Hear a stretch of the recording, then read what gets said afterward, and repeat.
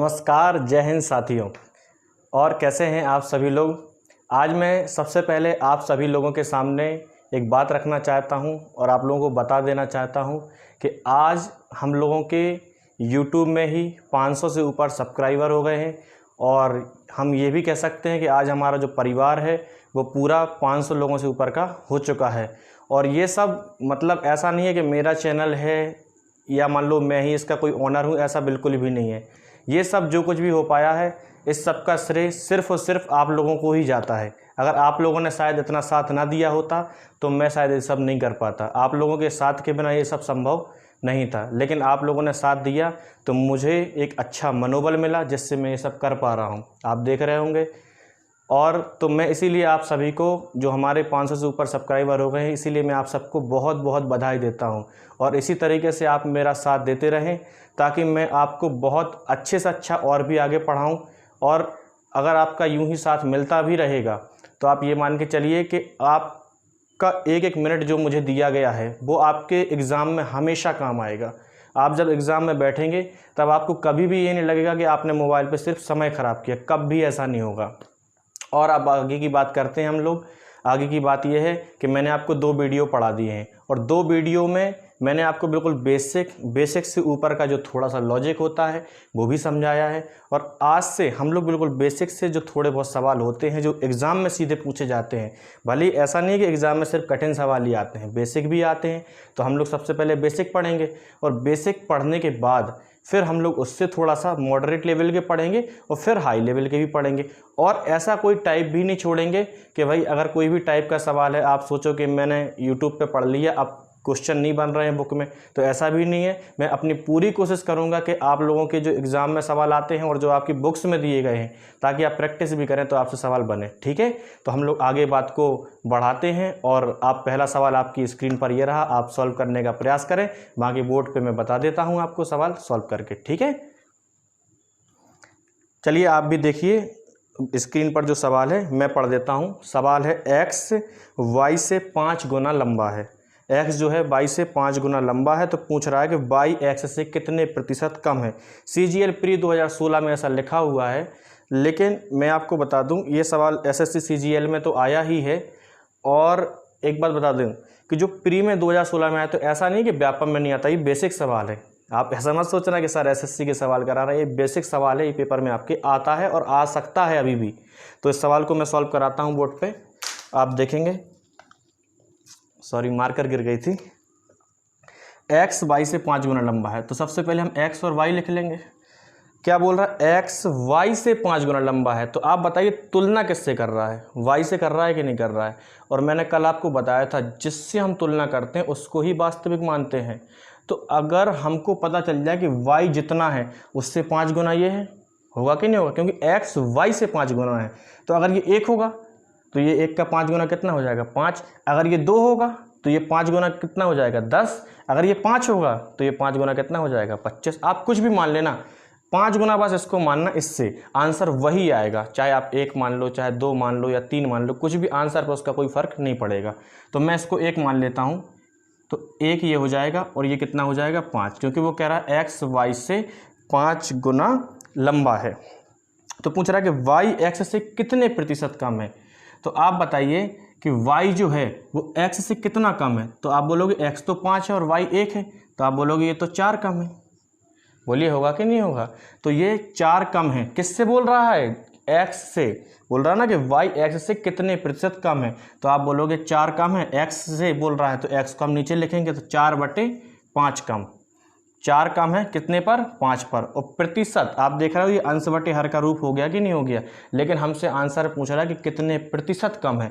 तो प्रतिशत निकालने के लिए मैंने आपको बेसिक में सिखाया था कि 100 से गुणा कर देते हैं। आप 5 का भाग 100 में देंगे तो कैसे जाएगा, 5 दूनी 10, 0, और 20 का गुणा 4 में करेंगे तो 20 चौके 80% आंसर। बोलिए बन जाएगा कि नहीं बन जाएगा, इस टाइप का क्वेश्चन बन जाएगा ना। चलिए अगला क्वेश्चन मैं आपके स्क्रीन पर ये रहा, करिए सॉल्व, मैं बता देता हूं बोर्ड पे। मेरे ख्याल से आपको ये सवाल समझ में आ गया होगा। अगर फिर भी कोई दिक्कत जाती है तो आप 1-2 बार फिर देख लेना। कुछ ऐसा क्वेश्चन भी कई बार आ जाता है, किसी भिन्न के अंश को 20% बढ़ाया जाए और हर को 5% घटाया जाए तो परिणाम जो है वो 5/2 होता है, तो मूल भिन्न क्या थी। आप बताओ कि मूल भिन्न, मैंने कल आपको बताया था भिन्न का मतलब होता है अंश बटे हर, तो अंश बटे हर के रूप में हो, जैसे मैंने आपको बताया था ना भिन्न बराबर क्या सिखाया था कल, भिन्न बराबर होता है अंश बटे हर, या फिर मैंने बोला था a बटे b के रूप में भी हो। भाई अंश को हमने a बोल दिया, हर को b बोल दिया, ऐसा भी तो हो सकता है।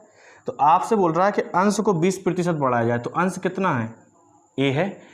अगर आप बताइए, मैंने बोला कोई वैल्यू 100% होती है, अगर आप 20% बढ़ा दोगे, तो मैंने आपको ये भी बताया है कि वो कह रहा है कि अंश को 20% बढ़ाना है। तो अगर ये 100% था तो 100% पे अगर हम 20% बढ़ाएंगे, तो मैंने कल बताया था कि 100 का 20% कितना होता है 20। तो अगर ये चीज़ 100% है और 20% बढ़ जाएगी तो कितनी हो जाएगी 120। तो मैंने अंश को क्या किया 20% बढ़ा दिया, तो कितना हो गया 120। आप बताइए हर को क्या क्या बोल रहा है, वो कह रहा है हर को 5% घटाया जाए। तो आप बताइए क्या ये भी अपने आप में 100% होगा, अगर हम 5% घटाएंगे तो कितना हो जाएगा 95। बोलिए होगा कि नहीं होगा। और परिणाम कितना मिलता है बराबर में 5/2, मतलब 5/2। बोलिए इतनी बात आपको समझ में आ गई होगी कि इसको 20% बढ़ाया तो 120, इसको 5% घटाया तो 95 या 95, और बराबर प्राप्त होता है 5/2। अब आप जानते हैं कि इसको हम ऊपर ले जाएंगे और इसको नीचे ले जाएंगे, तो a/b बराबर 95 गुणे 5 और 120 गुणे 2। बोलो इतनी बात समझ में आई। अब अगर हम भाग दे दें तो कैसे देंगे, आप बताइए भाग दे देते हैं, 5 से दे दें, बाकी तो फिर धीरे धीरे बाद में अब बड़े बड़े पहाड़े पढ़ेंगे, अभी बेसिक के थोड़ा ऐसे ही कर लेते हैं। अगर हम 5 से भाग देंगे तो कितने बार जाएगा 19 बार, और यहाँ 5 से भाग देंगे तो कितने बार जाएगा 24 बार। अब तो कुछ कट भी नहीं रहा है, 19 बना 95 और 24 दूनी 48। तो भैया मूल भिन्न क्या थी 95/48, मतलब 95/48। बोलिए आया कि नहीं आया। तो ये बात भी आपको समझ में आ गई, क्योंकि भिन्न हमने क्या मानी थी a/b। मैं एक बार फिर समझा देता हूँ, 20% बढ़ाया, ये 5% घटाया, बराबर 5/2 प्राप्त होता है। बस इसको हमने सॉल्व किया तो a/b का मान कितना मिला हमको यहाँ से 95/48 आंसर। बोलिए इतनी बात समझ में आ गई। अगला क्वेश्चन आप देखिए, आपकी स्क्रीन पर ये रहा, करिए सॉल्व। इसको मैं मिटा देता हूँ, अगर किसी को समझ में ना आया हो तो फिर आप दोबारा देख लेना। अब मैं कब तक वही बात दोबारा कहूँ। अगला क्वेश्चन ये रहा आपकी स्क्रीन पर, जब किसी संख्या को पहले 10% घटाया जाता है और फिर 10% बढ़ाया जाता है तो उस संख्या में कितने प्रतिशत परिवर्तन होगा। बोलिए आपसे पूछ रहा है। देखिए मैं आपको अब सवाल को भी बेसिक से नहीं बताऊंगा, मैंने आपको भिन्न भी सिखाया है और 100 भी सिखाया है। अब 100 पे काम करते हैं अपन। पहले कह रहा है 10%, क्या बोल रहा है 10% घटाया जाता है और फिर बढ़ाया जाता है। तो मैं कहता हूँ कि आप कोई भी संख्या उसको 100 मान लो, और मैंने बताया था कि 100 क्यों मानते हैं। 100 इसलिए मानते हैं क्योंकि हम जानते हैं कि 100 का परसेंटेज हमें अलग से नहीं निकालना। 100 का परसेंटेज डायरेक्ट होता है वही संख्या, जैसे मैं कहता हूँ 100 का 10% 10, 100 का 20% 20। वो कह रहा है किसी संख्या को 10% घटाया जाता है और फिर 10% बढ़ाया जाता है। तो आप मुझे बताइए कि अगर 10% घटाया जाए तो कितना हो जाएगा 90, क्योंकि आप जानते हैं कि 100 का 10% तो 10 ही होगा। बोलिए होगा कि नहीं होगा। 100 का 10% कितना होता है 10। तो अगर मैंने कहा कि 100 का 10% मतलब 10 घटाया जाए तो कितना बचेगा 90। फिर वो कह रहा है कि जो घट गया है अब उसको 10% बढ़ाया जाए। तो आप बताइए कि अगर मैं कहता हूँ कि 90 को अब 10% अगर हम बढ़ाएंगे तो 90 का 10% कितना होगा 9। भाई आप 90 का 10% निकाल सकते हैं ना, मैंने आपको सिखाया है। 90 का मतलब गुणा 10% मतलब 1/10, 0 0 कट जाएगा, 9 एकम 9। तो कितना बढ़ाएंगे 9, तो 90 में 9 बढ़ाएंगे तो कितना आ जाएगा 9। तो पूछ रहा है कि क्या परिवर्तन आया। तो आप मुझे बताइए कि संख्या तो 100 थी, और संख्या कितनी बची 99 बची कि नहीं बची। तो आप बताओ 100 से अगर 99 बची है तो कितने % की कमी आई है 1% की। बोलिए आई है कि नहीं आई है। तो बस यही तो इसका आंसर है कि 100 को बढ़ा पहले घटाया तो 90 आ गया, फिर 90 को 10% बढ़ाया मतलब 9 जोड़ेंगे अब इसमें तो कितना आ जाएगा 99। संख्या 100 मानी थी 99 बची, तो 1 कम हो गई। आप बोलोगे डायरेक्ट 1% क्यों लिख दिया, क्योंकि 1 इसलिए लिख दिया क्योंकि 100 पर अगर हम मानते हैं तो डायरेक्ट उसको % बोल सकते हैं। बोलेंगे कि नहीं बोलेंगे, क्योंकि हम भाई 1/100 लिखेंगे, गुणा 100 का करेंगे, 100 से 100 कट जाएगा। तो इसीलिए आप ध्यान रखेंगे 100 को मानने से सबसे बड़ा फ़ायदा यही होता है। अब हम इस सवाल को एक और तरीका मैं आपको बता देता हूँ। एक बात आपको और याद रखनी है ऐसे सवालों में कि ये जो तरीका मैंने आपको बताया है ये आपको तब यूज करना है जब किसी संख्या को पहले 10% बढ़ाया जाए, फिर मान लो कभी 20% घटाया जाए, तब आप इसको यूज करेंगे। लेकिन अगर कभी ऐसा रहे जैसा कि इस सवाल में है कि 10% ही घटाया जा रहा है और 10% ही बढ़ाया जा रहा है, तो ऐसे सवाल को आप सॉल्व नहीं भी करेंगे तब भी ये मान के चलिए एक लाइन में आपका आंसर आ जाएगा। जो भी हमारा प्रतिशत दिया जाए, जैसे 10 दिया गया तो आप 10 का करिए वर्ग, 10 का क्या करना है वर्ग, और भाग देना है किससे 100 से। जो भी प्रतिशत दिया जाए उसका करिए वर्ग और 100 से भाग दीजिए। जो भी आपको प्राप्त होता है उतने प्रतिशत की क्या होगी हानि। आपने देखा था कि हमने 100 माना था, 99 आया था, तो 1% की हानि आई थी अभी कि नहीं आई थी। आप देखिए ऐसे करेंगे तब भी वही आएगा। 10 का वर्ग क्या होता है 100, और अगर हम 100 में 100 का भाग देंगे तब भी कितने बार जाएगा एक बार, तो 1% की क्या होगी हानि। बोलिए होगा कि नहीं होगा। अब आप सोच रहे होंगे क्या ये कॉन्सेप्ट हर जगह लगेगा। ये हर जगह लगेगा जहां भी ऐसा बोला गया होगा कि अगर 10% बढ़ाया 10% ही घटाया, चाहे पहले बढ़ाए बाद में घटाए, इससे कोई फर्क नहीं पड़ेगा। बस एक बार बढ़ाए एक बार घटाए, और जितने प्रतिशत बढ़ाए उतने प्रतिशत ही घटाए, तो हमेशा ये कॉन्सेप्ट लगेगा, कभी गलत नहीं होगा। इसको आप ऐसे फॉर्मूले के रूप में भी लिख सकते हैं, क्योंकि यहाँ 10 है, परसेंटेज कुछ भी हो सकता है, तो x²/100 प्रतिशत हानि। इस टाइप का आप कोई भी सवाल कर सकते हैं। ठीक है, इतनी बात आपको समझ में आ गई होगी। हम लोग आगे बढ़ते हैं, अगला क्वेश्चन देखते हैं। अगला क्वेश्चन आपकी स्क्रीन पर ये रहा, करिए सॉल्व।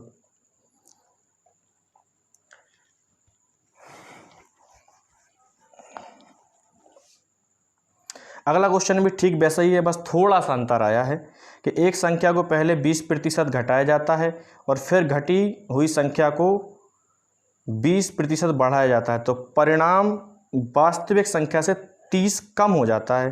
तो पूछ रहा है कि वास्तविक संख्या क्या थी। आप मुझे एक बात बताइए, मैंने अभी अभी आपको सिखाया है कि 20% घटाया जाए 20% बढ़ाया जाए, तो हम क्या करेंगे, डायरेक्ट आप बोलेंगे कि 20 का वर्ग और बटे 100, तो बराबर हमको क्या मिलेगा 400 और बटे 100, क्योंकि 20 का वर्ग तो 400 होता है, और बटे 100 तो 0 0 कट जाएगा, तो क्या मिलेगा 4, और जितना आता है उतने % की क्या होती है हानि। तो ये तो बात हो गई। अगर हमसे पूछता कि कितने % की हानि हुई तब तो आंसर हो गया, लेकिन उसने हमको हानि नहीं पूछी। उसने इस बार बोला है कि अगर हम ऐसा करते हैं तो हमको 30 रुपये कम प्राप्त होते हैं। इसका मतलब ये है कि 30 रुपये की या 30 का जो भी है हमको कम प्राप्त होते हैं। तो लेकिन कम कितने प्राप्त होंगे, तो आप बोलोगे 4%। इसका मतलब है कि ये 4% कम मिलेगा, लेकिन मिल कितना कम रहा है 30। तो आप जानते हैं कि 4% अगर 30 के बराबर है और कोई भी संख्या जो है 100% होती है, तो 4 को हम 100 कैसे बना सकते हैं। आप जानते हैं कि 4 को 100 बनाना है तो 25 से गुणा करना पड़ेगा। तो 25 से अगर हम गुणा करेंगे तो ये 25 चौको 100 बन जाएगा, और 25 से अगर इस साइड किया तो इस साइड भी करेंगे, 25 दिया 75 और 0, तो आंसर क्या आ जाएगा 750। अब आप अगर किसी को ये लगता है कि हम 25 नहीं समझ पाते हैं, तो आप ऐसे कर लेना कि 4% बराबर 30, तो 1% बराबर 30/4, और 100% निकालना है तो 100% बराबर हो जाएगा 30/4 और गुणे 100। तो अब जब 4 का भाग देंगे तो देखिए 25 ही आया, 25 का गुणा 30 में, तो 750 यहाँ से आ जाएगा। बोलिए बात समझ में आ गई होगी आपको मेरे ख्याल से। हम लोग आगे बढ़ते हैं। ठीक है, तो ये बात आपको समझ में आ गई होगी मेरे ख्याल से, और ना आई हो तो आप एक बार फिर से देख लेना। ठीक है, अगला क्वेश्चन आपकी स्क्रीन पर रहा होगा, आप उसको पढ़िए, करने का प्रयास करिए। मैं भी पढ़ के आपको बता देता हूँ।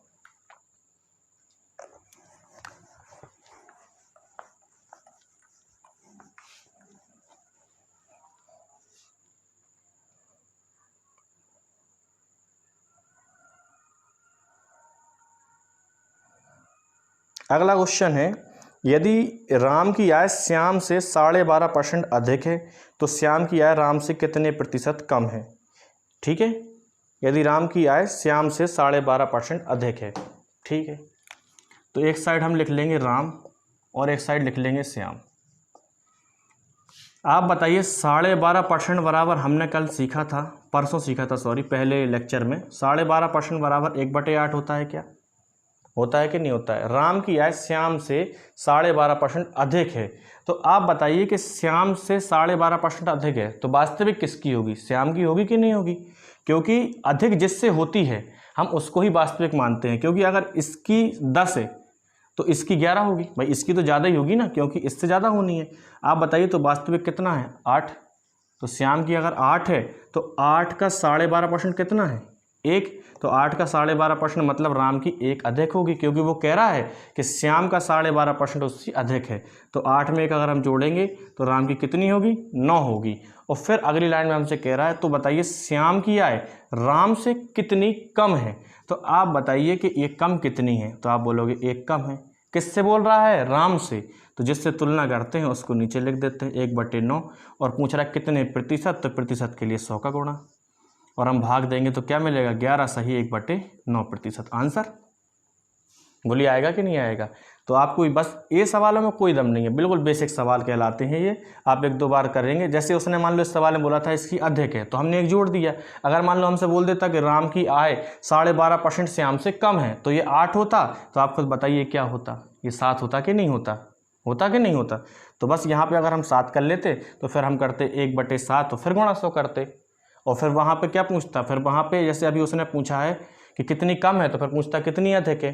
तो अगर क्या बोलते हैं अधिक बोला है तो जोड़ दिया, अगर कम बोला होता तो हम क्या करते, घटा देते। आप ऐसे सवाल करना, अगर फिर भी कोई दिक्कत आए तो आप कमेंट्स में बता देना, तो मैं ऐसे सवाल और भी करा दूंगा। अगला सवाल आपकी स्क्रीन पर ये रहा, आप सॉल्व करने का प्रयास करें, मैं भी बता देता हूँ।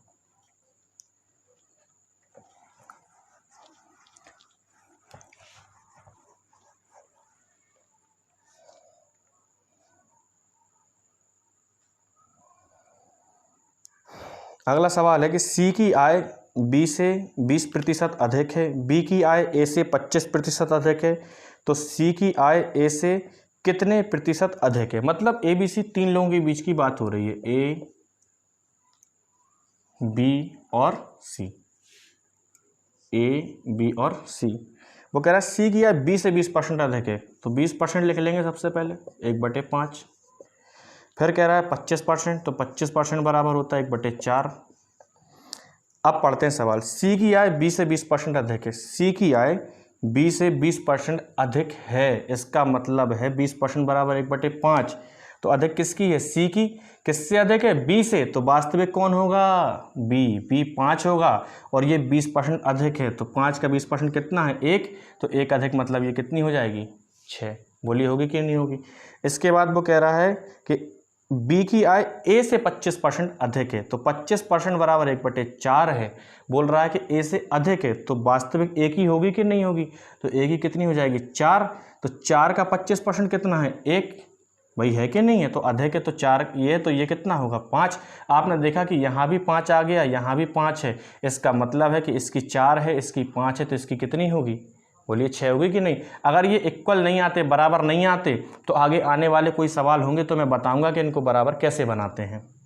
बाकी अभी आप समझिए बराबर जैसे हैं, तो इसका मतलब है कि ए की 4 है, बी की 5 है, और सी की कितनी है, 6 है। और हमसे पूछ रहा है कि सी की आय ए से कितने प्रतिशत अधिक है। तो आप बताइए सी की आय 6 है और ए की आय कितनी है, बताइए आप। सी की आय ए से कितने प्रतिशत अधिक है, तो बताइए सी की 6 है और ए की 2 है। तो अरे सॉरी, सी की 6 है और ए की कितनी है, 4 है। तो आप बताइए 2 अधिक है कि नहीं है।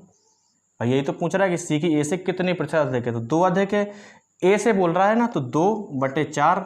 आप जानते हैं प्रतिशत पूछ रहा है तो 100 से हम गुणा कर देंगे, और 100 से गुणा कर देंगे। आप जानते हैं कि 4 का भाग देंगे कितना आएगा, 25, और 25 का अगर हम 2 से गुणा करेंगे तो कितना आ जाएगा, 50%। तो 50% अधिक होगी, यही आंसर होगा। बोलो बात क्लियर है। आज के लिए इतना ही रखें, इसके आगे हम लोग कल पढ़ लेंगे। बस यही मैं आपसे फिर कहना चाहता हूँ। थोड़ा सा मैं ये भी कहूँगा कि जैसे मैं वीडियो डाल रहा हूँ तो आप उसको पूरा से पूरा देखने का प्रयास करें, और क्योंकि मैं आपके लिए ही मेहनत कर रहा हूँ कि अगर आप भी लापरवाही थोड़ी बहुत भी करेंगे, पढ़ेंगे नहीं, तो फिर मैं ये सब किसके लिए कर रहा हूँ, आप लोगों के लिए ही कर रहा हूँ।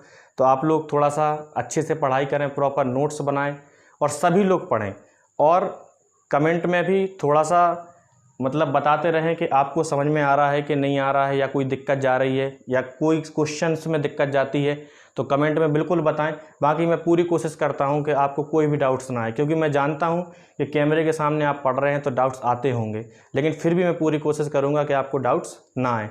और हाँ, एक बात और मैं आपसे कहना चाहता था कि जेल प्रहरी की जैसे वैकेंसी आ गई है, तो मैं ये कहने वाला था कि मतलब कल मैं आपको आने वाला जो लेक्चर है उसमें मैं परसेंटेज का ही पार्ट अगला पढ़ाऊँ, या फिर जेल प्रहरी का मैं सोच रहा था कि एक पेपर 2018 का जिसमें 20 क्वेश्चन जेल प्रहरी के मैथमेटिक्स से पूछे गए थे, मैं सोच रहा था वो आपको सॉल्व करवा दूं, बता दूं कि 20 क्वेश्चन कैसे हम 15-20 मिनट में आराम से बिल्कुल ईजिली तरीके से सॉल्व कर सकते हैं।